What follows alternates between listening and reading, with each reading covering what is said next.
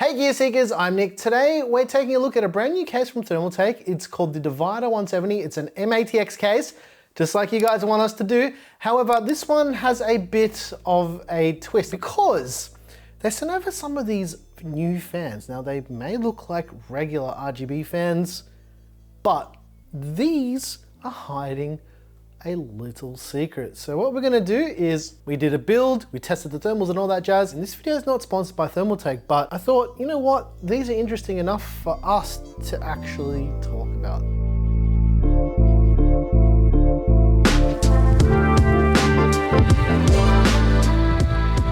We build these type of PCs on the channel not only to show you new cases, but to inspire you guys to build beautiful PCs of your own. Let's build a PC and see if you get inspired.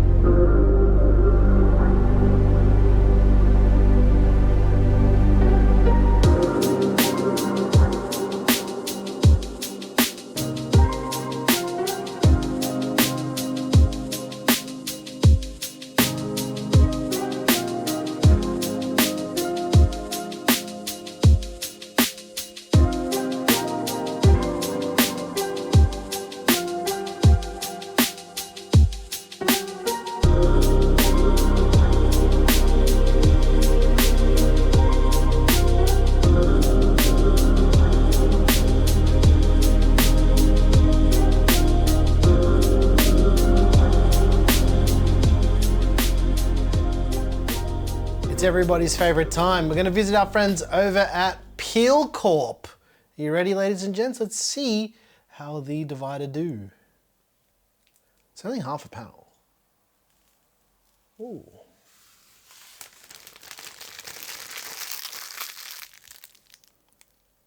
I'm not doing that, but it is time for some cinematic things.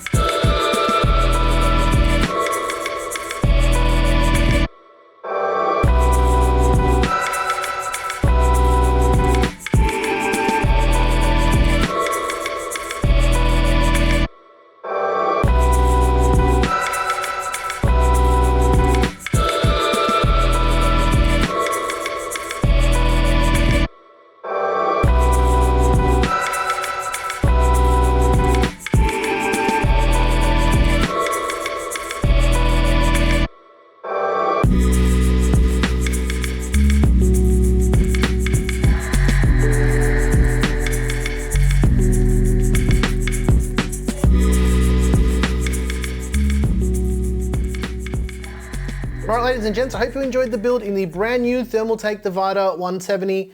But let's do our usual thing. Let's take a little bit of a look at the thermals.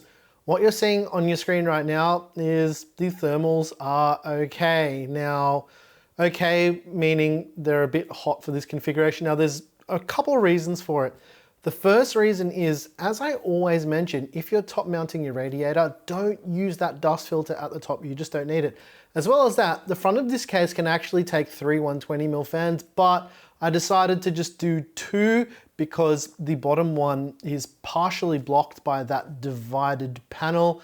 And to be honest, I don't think it's gonna change the thermals too much, but overall, not terrible and easily within an acceptable range for a case like this. All right, let's chat about these parts. The CPU is the Intel Core i9-12900K. We put the 12900K on the MSI B660M Mortar Wi-Fi DDR4. To cool the 12900K, we use the NZXT Kraken Z53 to 240mm liquid cooler with that fancy screen. And I'll see if I can put a link in the description to the animation that we used on the screen, if I can find it again from its original source, that is. For RAM, we're using 32 gigs of tough RAM DDR4 memory from Thermaltake at 3600. The GPU is the Asus ROG Strix RTX 3080 Gundam Edition. S30. Let's talk about the fans. They're called the Thermaltake SWAFANS. SWAFANS. I'm going to say SWAFANS because you can swap them. What does that even mean? Let me show you really quickly. So this looks like a regular RGB fan, and this is why I thought this was interesting enough to talk about. So most of the time with fans, you're limited to installing them one way, basically, if you want to see the blades, and they've got a single airflow pattern, which means air in this way, air out this side, and that's how a fan works. However, Thermaltake has done something that we've seen with other fans, and they're not the first people to do this, but I think Thermaltake may have pulled this off a little bit better than other fans that have done this in the past. Basically, what you can do with this fan is you can push from the backside of the fan blades and pop the fan hub straight out. They make these that actually come with this set of fans too, and it's a reverse pitch fan blade setup. So all you need to do is reinstall the new inverted fan blades, push it in, clips into place, and the airflow pattern is now reversed. So instead of this pulling air in, this will actually exhaust air out this side of the fan and pull in from this side. What this means is if you've got a case where you can install fans on the bottom of the case and you're using it in a chimney layout, this will actually be the exhaust for the fan out the top, so you can still get your RGB bling and all the stuff that you love without sacrificing the look. This is all well and good in theory, but it's a bit early for me to say if this is any good, but it is pretty interesting that they've decided to go down this path to do something like this, because this is something anyone can do and swap out. However, there are a few caveats with this. Now, it actually comes with lubricant for the fan hub if you're swapping them out as well. So I'm just willy-nilly just swapping this. However, if you do decide to go down this path, you will need to lubricate the fans yourself. And like I said, it does come with enough lubricant to do this, but it's just something to take into account if you're not comfortable with this type of fan. To be honest, for the DIY space and for people who are doing like custom loops and stuff like that, and they're using cases where you can mount fans in a way that you can see the exhaust, then I think this is actually quite cool. Especially for cases like the 011 cases or any case that has side mounted radiators or anything like that. Thermaltake's got a bigger version of the Divider which actually does this, which is why I think they've gone this path. But yeah, all Thermaltake needs to do now is have these fans in an interconnecting frame like the Unifans with a proper RGB connector. This might be something that you've been looking for. Okay, but what about the Divider 170? This case is actually not that bad. Easy to cable manage, easy to build in. I don't hate it. It doesn't have those rubber feet that Thermaltake typically use that leave black marks everywhere. They've just used regular old foam now. So congrats Thermaltake, you've made better feet. I gotta say, At first, when I saw pictures of these divider cases, I was a little bit divided. After having one here, this is the first one we've had, I think it's actually pretty cool, guys. They look pretty darn sweet. I don't hate it because what it does is it hides some things that you don't really want to see, and it's unique. If you're interested in getting your hands on this new MATX case from Thermaltake, you're looking at spending around about 119 Aussie dollars at the time of filming this video. And to be honest, you get 2 included RGB fans, so it's not a terrible deal at all. Anyways, guys, I'll put a PC part picker list down below in the description if you're interested in checking out all the parts that I used in this PC. And if you like the music you heard here, ha, guess who it is? It's me. I make all the music and you get it by clicking that join button down below.